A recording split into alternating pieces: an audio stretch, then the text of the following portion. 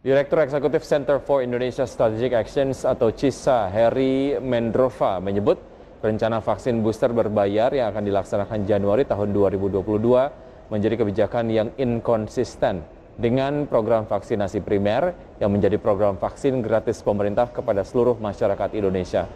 Menurut Heri, pemerintah seharusnya mengejar capaian vaksinasi primer yang masih rendah. Selain itu, daya beli masyarakat yang masih di bawah 10% seharusnya menjadi pertimbangan pemerintah ketika akan memperjualbelikan vaksin booster. Heri tegas meminta pemerintah tidak berbisnis dengan masyarakatnya sendiri di tengah kondisi ekonomi yang sulit. Heri menegaskan resiko COVID-19 bisa menyerang berbagai kalangan. Untuk itu, booster vaksin dibutuhkan oleh seluruh lapisan masyarakat dan bukan hanya kelompok masyarakat tertentu.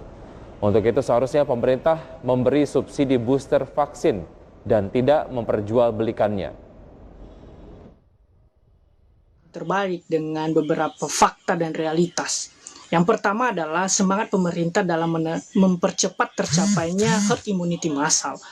Dan ini juga kan berkaitan dengan tingkat partisipasi masyarakat yang cenderung masih rendah hanya di program vaksinasi gratis, apalagi ketika berbicara mengenai vaksinasi berbayar di tahun 2022.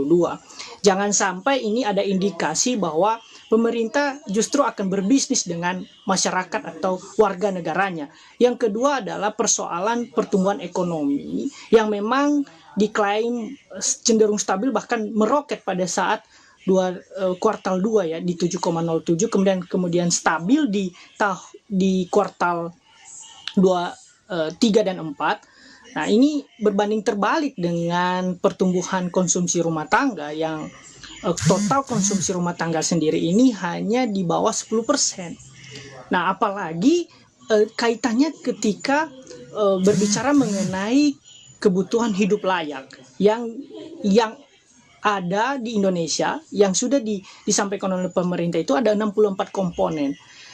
Di 64 komponen ini salah satunya adalah komponen kesehatan yang hanya meliputi 5 komponen.